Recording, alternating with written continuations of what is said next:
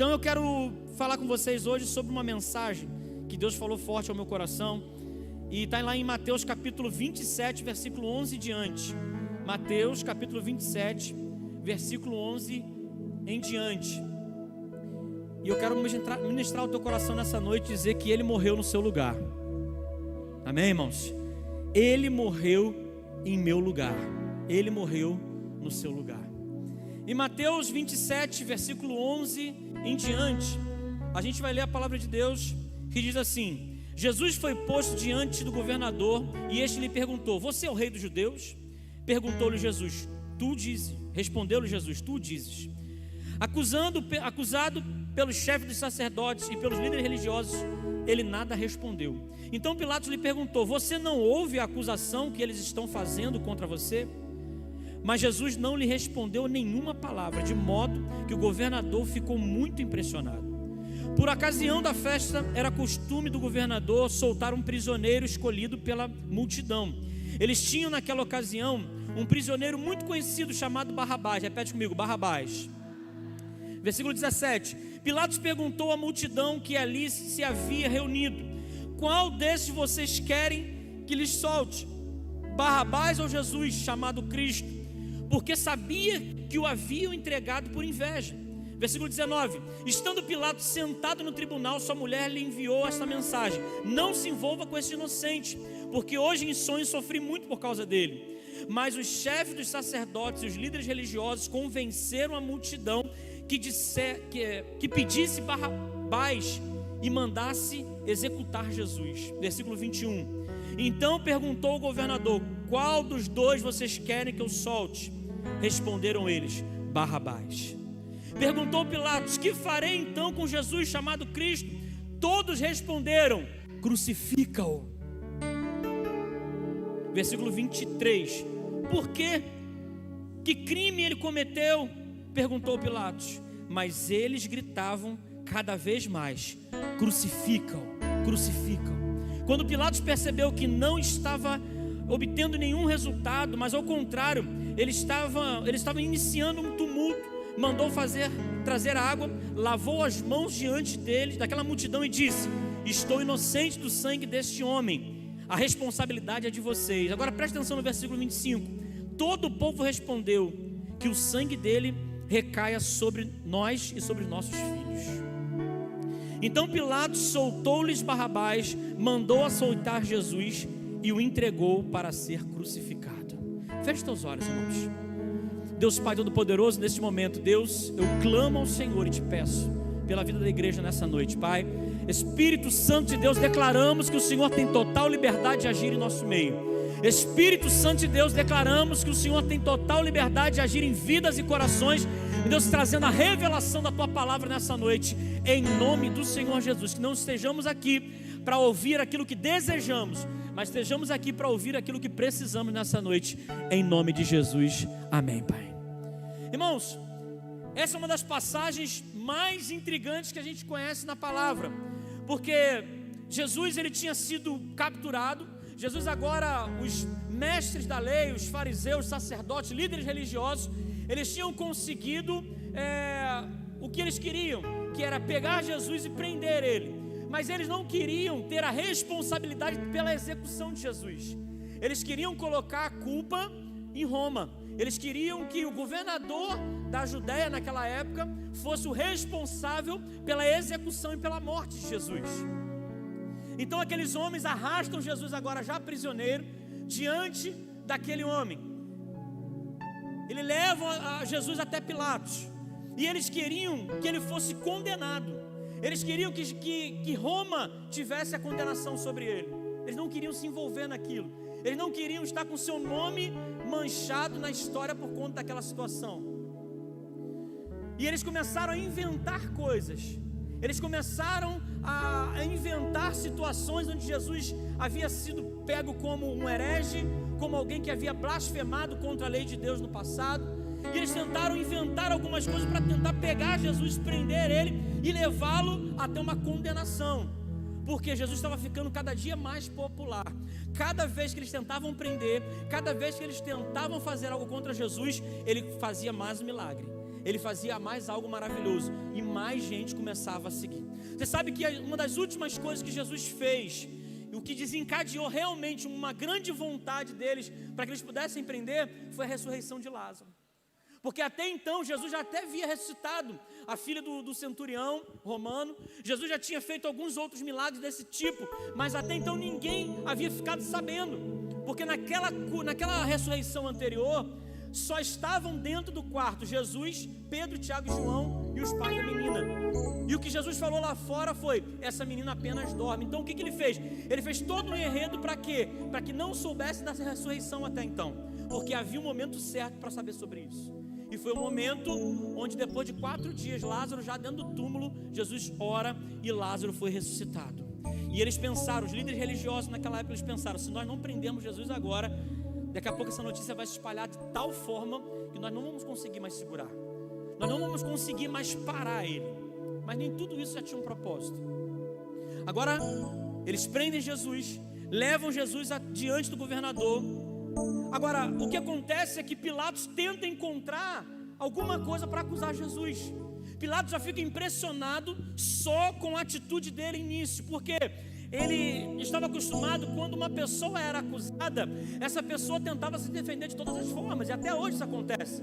Uma pessoa, por mais que ela seja culpada naquilo que ela tenha feito, essa pessoa, se ela tiver dinheiro, ela vai contratar um advogado. Se ela não tiver dinheiro, ela vai na defensoria pública, mas ela vai precisar de alguém que defenda ela. Ela vai precisar de alguém para argumentar contra a acusação, contra a promotoria, de que vai acusar aquela pessoa, para tentar trazer ela como inocente, ou de repente, quem sabe, diminuir a pena, atenuar, não sei o termo técnico, né? Natan deve saber melhor do que eu, se tiver mais advogado aí você depois me corrige. Mas a verdade é que quando aqueles chefes das sinagogas, os sacerdotes, começam a acusar Jesus, a Bíblia vai dizer que ele não proferiu uma palavra. E Pilatos fica impressionado com aquilo. Ele chega a perguntar: você não vai se defender? Você não vai dizer nada? Você está ouvindo o que eles estão falando de você? Você está ouvindo as acusações que eles estão dizendo? E Jesus ficou completamente calado. Mas Pilatos reconhece que ele era inocente. Sua esposa fala com ele sobre o não envolvimento dele com aquela situação, porque aquela mulher já havia tido um sonho, e ela diz que foi perturbada pelo sonho que ela teve com esse inocente. Aquela mulher já sabia que Jesus era inocente. Pilatos agora ele se vê numa sinuca de bico, porque o que um imperador romano, um governador romano mais detestável, mais temia na época, era que tivesse algum tipo de rebelião, de revolta nas cidades ou nos povoados onde eles governavam. Porque a partir do momento que havia paz no local onde eles governavam, eles tinham todos os benefícios de Roma. Mas se aquele governador começasse a enfrentar algumas dificuldades, preste atenção, ele seria tirado daquele lugar, ele teria problema naquele lugar. Alguns deles, dependendo da situação que acontecia, eram tirados da sua posição de alta patente e colocados em posições inferiores, e nenhum deles gostavam disso. Então Pilatos agora ele está numa sinuca de bico, ele está numa situação. Pilatos, eu acredito que ele agora olha para Jesus e vê um homem inocente, vê um homem que não tinha acusação real nenhuma sobre ele, mas ao mesmo tempo ele via uma multidão inflamada pelos líderes religiosos, pedindo que ele fosse condenado.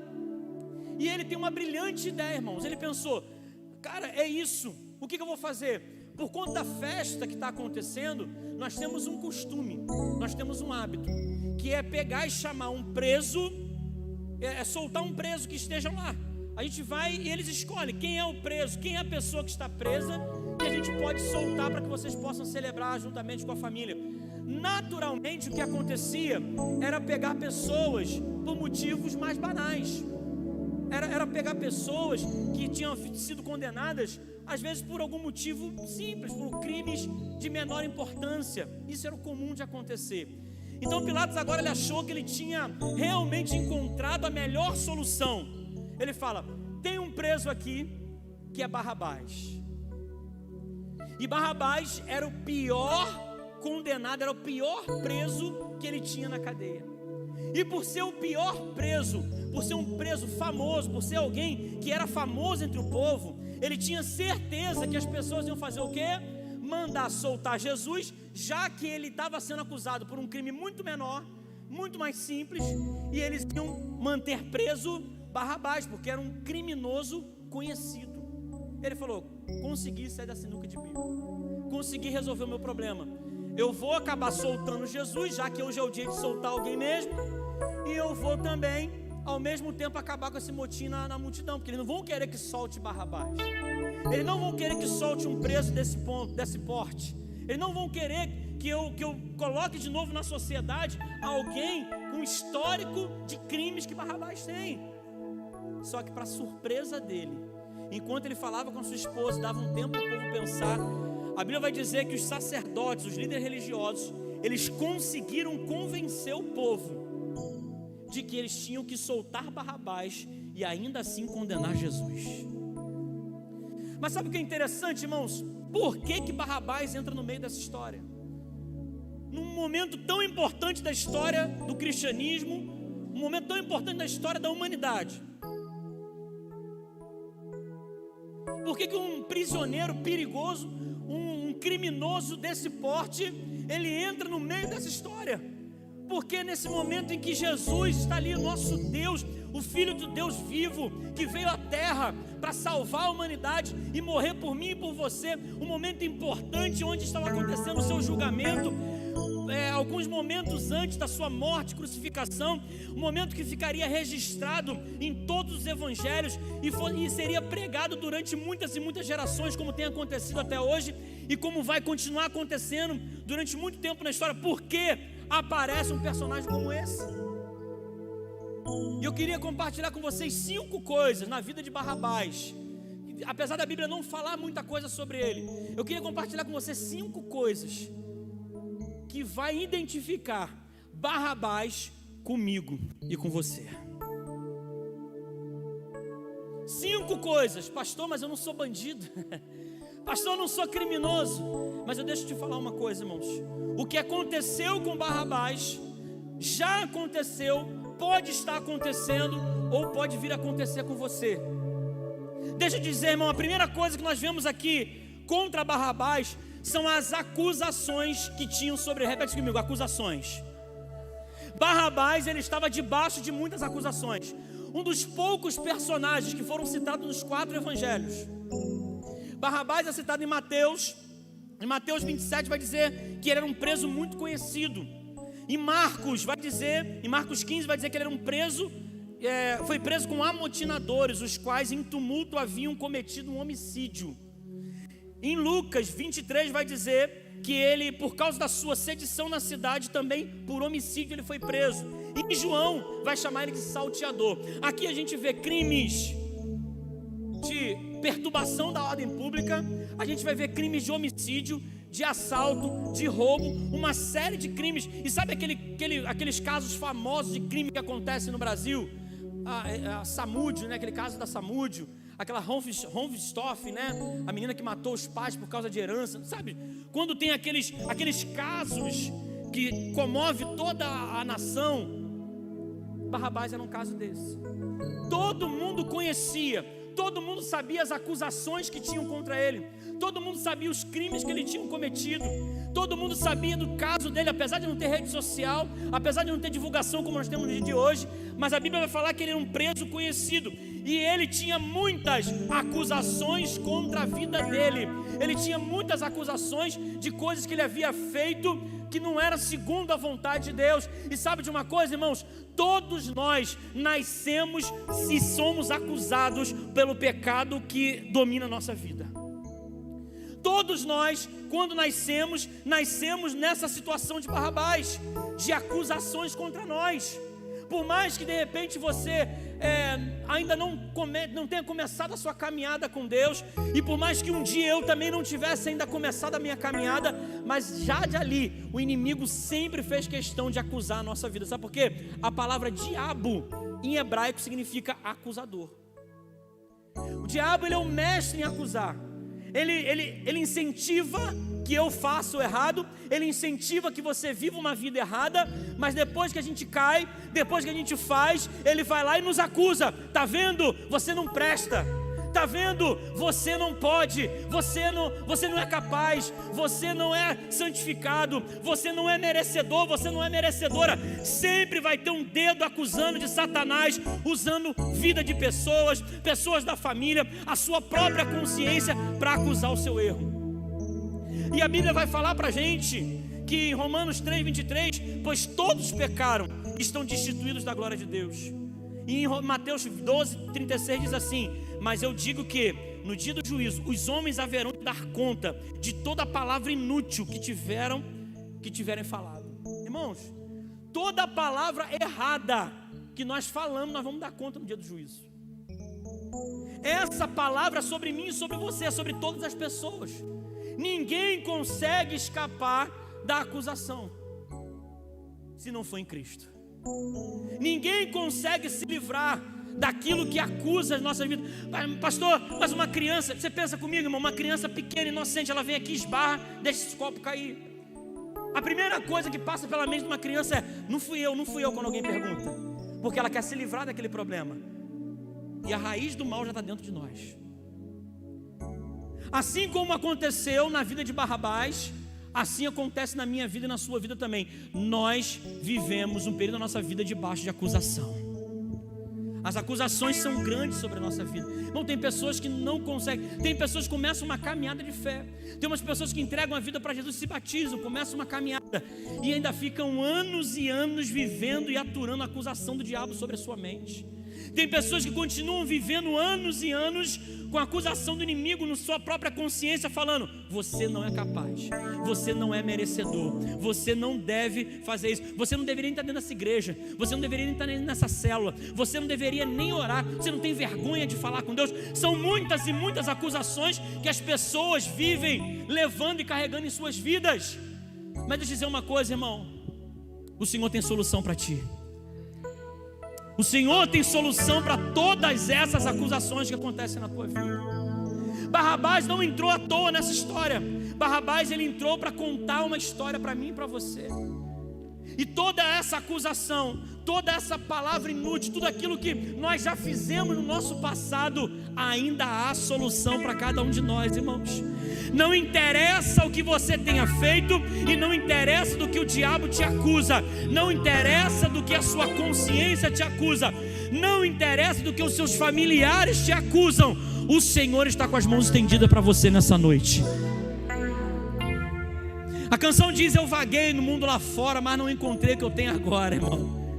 A gente fica no mundão tentando de várias formas encontrar uma saída, encontrar uma solução, encontrar uma paz, encontrar um alívio. A gente procura nas drogas, na bebida, na farra, na prostituição e uma série de coisas, e a gente só encontra mais acusação. A gente só encontra mais acusação e não encontra a paz, a tranquilidade, o que a gente precisa. E agora Barrabás, ele está debaixo novamente de muitas acusações contra ele. Agora, a segunda coisa que aconteceu com Barrabás era que ele estava condenado, era a condenação. Insurgência, assassinato, roubo, esses eram crimes que realmente eram passíveis de pena de morte na época para os judeus, para os romanos. Aquele homem, Barrabás, presta atenção, ele merecia ser crucificado. Barrabás, ele já tinha uma sentença sobre a vida dele. Vai ter uma versão que vai chamar de bandido, ou seja, ele realmente merecia estar preso, segundo a lei romana. Ele merecia a pena de morte. A cruz que estava sendo preparada, porque quando Jesus foi colocado na crucificação, aquela cruz não estava preparada para Jesus, aquela cruz estava preparada para outros presos. Provavelmente pode ser até por Barrabás. Por quê? Porque Barrabás, ele precisava ser morto. Ele merecia, pela lei do país naquela época, pelo que ele tinha feito, ele precisava morrer. E a morte tinha que ser uma das piores que existia, que era a morte crucificada. Ele tinha uma condenação sobre ele. E assim como Barrabás, irmãos, nós merecíamos e estávamos condenados à morte. Romanos 6:23, pois o salário do pecado é a morte. Tiago 1,15, então esse desejo, tendo concebido, dá luz ao pecado. Começa no desejo, na vontade. A sua vontade sendo concebida, ela dá lugar ao pecado, dá luz ao pecado. E o pecado, após ser consumado, ele gera a morte. Se eu pedisse para levantar a mão aqui, quem nunca pecou, ninguém poderia levantar a mão, inclusive eu, ninguém aqui poderia levantar a mão. Por quê? Uma vez você sentiu desejos, você sentiu vontades. Esses desejos e essas vontades, elas geraram uma cobiça, e a cobiça gerou o pecado. E o pecado, a consequência dele para mim e para você é a condenação a quê? A morte. Porque eu pequei, porque você pecou, nós estávamos condenados à morte. Por que a gente chama Jesus de Salvador? Porque eu estava caminhando para o inferno, eu estava caminhando para a morte, mas um dia eu encontrei Jesus, e Ele me fez caminhar em outra direção, para a vida eterna. Por isso Ele é Salvador, porque todos nós estamos caminhando para o abismo, mas um dia que nós encontramos Ele, esse dia faz toda a diferença na nossa vida. O dia que nós entregamos a Ele vai fazer com que eu saia dessa condenação de morte, porque eu merecia a morte por causa do pecado, por causa da cobiça, por estar vivendo segundo os meus prazeres, por estar vivendo segundo a minha própria vontade. Eu merecia morrer, segundo o que a palavra diz, porque o salário do pecado, o pagamento para o pecado, uma vida pecaminosa, é a morte. Mas no mesmo versículo também diz que o dom gratuito de Deus é a vida eterna. O dom gratuito não é pelo teu mérito, não é pelo que você faz, não é por nada que tem em você, é por causa dele. Por causa dele, nós temos o direito à vida eterna. Então, Barrabás, ele tinha uma sentença: você vai morrer, só estamos esperando chegar a hora. E você sabe que pessoas que estão no corredor da morte, elas têm algumas características que só acontecem com elas. Aconteceu com Jesus pouco antes de realmente ser crucificado, pouco antes dele ser preso.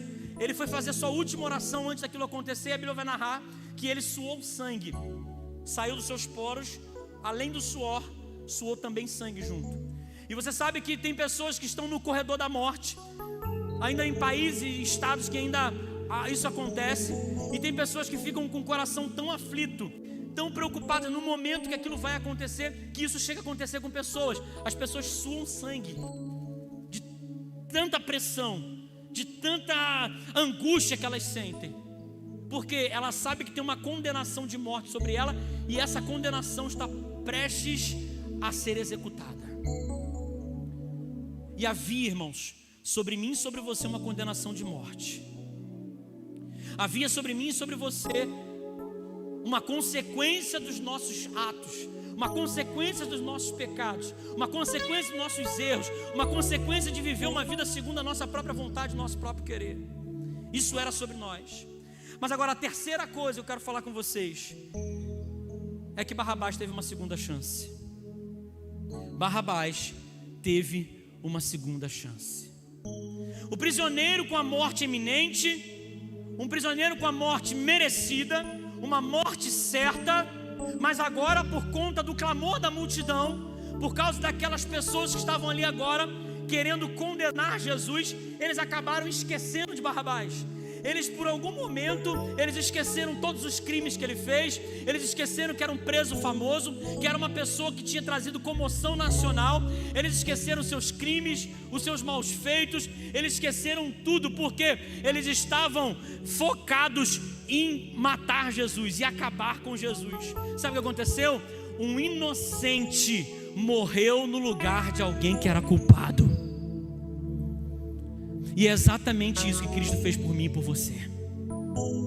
O que Jesus fez por nós é pegar um Fabrício, pegar um homem culpado, que merecia morte, que merecia morrer por causa das consequências do seu pecado, um homem que precisava pagar por aquilo que fez, e nem que se fosse pela consequência do que ele recebeu por causa da herança do pecado em sua vida, como todos nós recebemos. Ele pega uma pessoa dessa, que estava vivendo uma vida segundo a sua vontade, segundo o seu querer, não obedecendo regras segundo a palavra de Deus. Mas um dia eu tenho um encontro com Jesus. Um dia eu venho numa igreja, e ainda era de madeira aqui do lado. Um dia eu chego num culto jovem, numa terça-feira à noite, onde estava lotado, tinha 6 ou 7 pessoas. E ali naquele culto tinha um irmão tocando bateria, tinha uma irmã cantando, e a pastora Lia tinha uns 14 anos, estava ali cantando também junto. Estava a pastora Lívia, estava a Luciano, o Diogo, mais umas 3 ou 4 pessoas. Tinham poucas pessoas ali. Chegamos nós jovens, eu com 15 anos de idade, cabelinho enrolado, aquela correntinha assim do lado, ridícula, roqueiro. Entramos ali, ficamos no culto. No final eles mostraram os instrumentos pra gente, saímos, fomos para uma saída no sábado, anunciaram uma saída numa outra igreja no sábado. Lá nessa saída eu já contei a história algumas vezes aqui na igreja, mas de repente você não ouviu ainda. E aí, irmãos, cheguei lá, eu estava lá sentado junto com os jovens, de repente, olha, faltou o baterista da igreja. Tem algum baterista aí hoje? Aí o pessoal aqui da igreja é maluco, eles eram doidos. Apontaram para mim, ó, ele. Eu falei, não, eu só sei tocar Legião Urbana, eu sei tocar essas coisas assim, roupa nova, né? As coisas de velho aí, ó. Aí, não, mas vem cá, só tem você de baterista hoje. Eles vieram, me colocaram no altar, eu comecei a tocar. Eu falei, meu Deus, vou ser fulminado aqui nesse lugar, irmão. Vai cair fogo aqui, vai me queimar, todo errado. Enfim, irmão, toquei com ele naquele dia. No final teve a palavra. E aí a palavra falou comigo. Sabe aquele dia que parece que a palavra está falando só com você? Sabe aquele dia que parece que foi todo mundo embora, parece que só tem você na igreja e a palavra está falando com você? Esse foi o dia que aconteceu comigo. E naquele dia, no final, o pastor Ziel estava lá, não era da nossa igreja, mas ele estava lá, fez um apelo e eu entreguei a minha vida para Jesus, irmão. Isso faz 25 anos. 25 anos que eu entreguei a minha vida a Cristo e estou caminhando para viver a eternidade com Deus. 25 anos que eu deixei de fazer a minha vontade. 25 anos lutando para fazer e viver a vontade de Deus na minha vida, viver o propósito de Deus na minha vida. E meu irmão, tem momentos que são difíceis, tem momentos que são difíceis demais. Tem momento da vontade de desistir várias vezes. Tem momentos que você fica desanimado diversas vezes, mas vale a pena continuar. Sabe por quê? Toda vez que está difícil, toda vez que está complicado, eu lembro, tinha uma condenação sobre a minha vida. Eu estava indo para morrer eternamente. Eu estava caminhando para o inferno. Eu estava caminhando para a morte eterna. E agora eu estou caminhando para a vida eterna. Então não tem sofrimento, não tem problema, não tem dificuldade que eu passe nessa terra que vale a pena eu perder a minha salvação, perder a minha caminhada em direção ao céu com o Senhor. Não tem, irmão. Pode ser a dificuldade que for. Irmãos, os nossos primeiros irmãos, presta atenção, os nossos primeiros irmãos, eles sofreram muito mais do que nós hoje. Irmãos, nós tivemos na inauguração do Coliseu, morreu para mais de 1000. Na inauguração do Coliseu em Roma, num dia, no início ali, mais de 100.000 cristãos foram mortos, comidos por leões, por feras, por gladiadores. O imperador Nero, ele teve um dia lá que ele fez a rua iluminada, uma rua de Roma iluminada, com seres humanos pendurados, com um piche jogado pelo seu corpo, e acenderam, iluminou aquela estrada enquanto passava o exército romano. Sabe que aquelas pessoas estavam penduradas lá? Cristãos, nossos primeiros irmãos. Esses caras, essas mulheres, irmão, você imagina você naquela arena, junto com a sua família. Imagina você com a sua esposa, você com seus filhos, e agora soltando leões para devorar todos os cristãos. Você de repente, eu como homem ia tentar proteger ao máximo a minha esposa, os meus filhos, mas uma hora o leão ia acabar comigo e eles iam ficar indefesos, não tinha para onde correr, irmãos. A gente vê algumas cenas de filme, o pessoal ajoelha e começa a orar: Senhor, entregamos a Ti a nossa alma, o nosso espírito, obrigado pelo privilégio de morrer pelo Teu nome. Sabe o que é isso, irmão? Sabe o que é isso, irmão? Ser cristão hoje é fácil, ser cristão hoje é tranquilo, ser cristão em algumas situações está até na moda, mas ser cristão verdadeiro você vai ter dificuldade, irmão. Se você é cristão verdadeiro, você vai passar por situações difíceis, mas essas situações difíceis que você passa não vão fazer você desanimar na sua fé, porque você sabe onde teus olhos estão fixos. Eu era condenado e hoje eu sou livre. Eu tinha uma condenação de morte sobre a minha vida, mas hoje eu estou caminhando para a eternidade com o meu Deus. Barrabás tinha uma condenação sobre a vida dele, mas um homem inocente tomou o lugar de Barrabás, irmão. Eu e você estávamos condenados, mas um homem inocente tomou o meu lugar, tomou o seu lugar. O que deveria ser você morrendo, eu morrendo, ele morreu no nosso lugar. Isaías 53 diz assim, versículo 5 em diante: mas ele foi transpassado por causa das nossas transgressões, foi esmagado por causa das nossas iniquidades. O castigo que nos trouxe a paz estava sobre ele, e pelas suas feridas fomos curados. Todos nós, como ovelhas, nos desviamos, cada um de nós se voltou para o seu próprio caminho, e o Senhor fez cair sobre ele a iniquidade de todos nós. Ele foi oprimido e afligido, e contudo não abriu a sua boca. Como um cordeiro foi levado para o matadouro, como uma ovelha diante dos seus tosqueadores fica calada, ele não abriu a sua boca. O que aconteceu com Jesus era para acontecer comigo. O que aconteceu com Jesus era para acontecer com você, mas Ele se colocou no nosso lugar. Sabe o que é? Alguém esquecer o que o Fabrício fez, alguém esqueceu o que o Robson fez, alguém esqueceu o que David fez na vida, o que o Lucas já fez na vida. Deus esqueceu o que cada um de nós fez, e agora nós vamos crucificar Ele, nós vamos condenar Ele. É Jesus que vai morrer, e Ele morreu no lugar de cada um de nós. Barrabás ali estava representando eu e você. Um homem culpado, um homem condenado, que agora um inocente morre no lugar dele. Por quê? Para representar a mim e a você, irmão. Não foi à toa que Barrabás entrou nessa história. O Senhor estava trazendo uma mensagem para as nossas vidas. Você tem acusações, você está condenado, você está condenada, mas eu tenho a vida eterna para você. Eu tenho algo maravilhoso para você.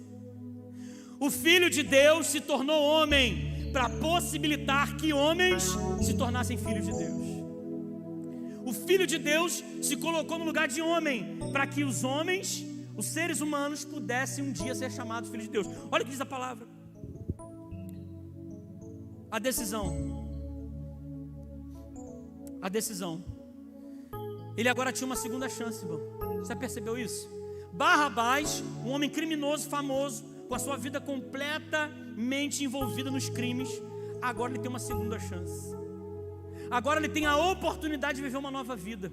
Agora ele tem a oportunidade de viver uma nova jornada. Uma nova história poderia se iniciar agora na vida de Barrabás. A Bíblia não vai relatar, irmãos, para mim e para você, o que aconteceu com Barrabás. A Bíblia não conta o que foi a vida de Barrabás depois. Se Barrabás continuou sendo um criminoso, foi preso de novo. Se Barrabás foi criminoso em outro lugar, saiu daquele lugar, foi para outro lugar cometer crimes. Se Barrabás se tornou um seguidor de Jesus. Se Barrabás se arrependeu.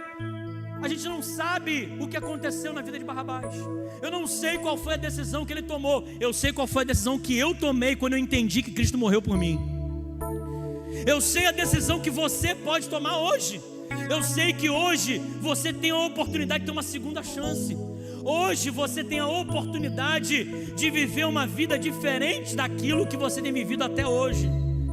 Eu sei que muitos aqui tiveram um dia diante da situação e entenderam que Cristo morreu por vocês e tomaram uma decisão que mudou radicalmente e completamente a vida de vocês. Mas hoje, o Senhor pode estar colocando diante de ti uma segunda chance. Uma chance de viver de uma outra forma. A chance de viver de uma outra maneira. A chance de viver de uma maneira diferente. Sabe, irmãos, por mais que tenha acusações contra você, por mais que tenha condenação contra você, por mais que você não acredite que possa ser diferente, por mais que outras pessoas não acreditem que possa ser diferente, o Senhor ainda assim, Ele concede a oportunidade da segunda chance a todos os homens. O Senhor, Ele concede a oportunidade para que você tenha a sua vida transformada. Irmãos, a gente olha para Barrabás e a gente no primeiro momento a gente já fala assim, cara, esse cara tem que mudar de vida. Ele tem que aproveitar essa oportunidade. Não vai ter outra. Não vai ter outra chance para ele. Se ele foi solto agora, ele tem que mudar de vida. A gente logo dá um diagnóstico. Mas quando é comigo, quando é com você, a gente toma outra atitude. A gente tem a oportunidade de ter a vida transformada e mudada pelo poder do Senhor Jesus. E ainda assim, a gente vai protelando essa decisão. A gente vai colocando mais para frente. Deixa quando eu estiver mais velho. Deixa quando eu estiver mais tranquilo. Deixa quando eu criar os meus filhos. Deixa depois que eu curtir bastante a vida. Deixa depois, irmão, a gente não sabe o dia de amanhã, irmão. A gente está aqui hoje e amanhã eu não sei se eu estou aqui. Você está aqui hoje e você não sabe se vai sair. Estava vendo um jogo de futebol esses dias e o rapaz estava lá, daqui a pouco ele passou mal, colocou a mão no joelho, caiu no chão. O cara estava morto, irmão. E aí a legenda era assim: Você não sabe a última vez que você vai fazer alguma coisa. Você não sabe qual a última vez que você vem no culto. Você não sabe qual a última vez que você dá um beijo na sua esposa. Você não sabe quando é a última vez que você serve a Deus. Você não sabe quando é a última vez que você vai pecar.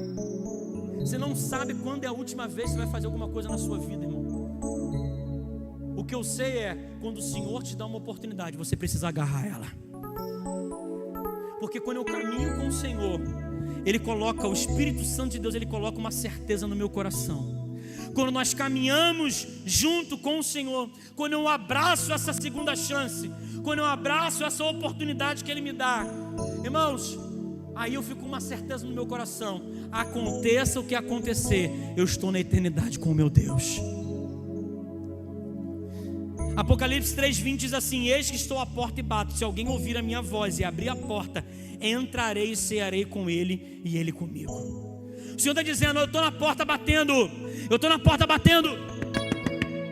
Nailton, Iago, Paula, Daniel, Ele está batendo na porta dizendo: filho meu, filha minha, eu quero ter comunhão contigo, eu quero cear contigo, eu quero ter um relacionamento contigo, meu filho, eu quero ter um relacionamento contigo, minha filha. Mas Ele diz o seguinte: só aquele que abre a porta, que Ele entra. Aquele que abre a porta para Ele, Ele entra. Aquele que continua com a porta fechada, Ele não desiste, Ele continua batendo. Mas até quando Jesus vai continuar batendo na porta, irmão? Até que dia? Até quando vai ter tempo de você ter uma segunda chance?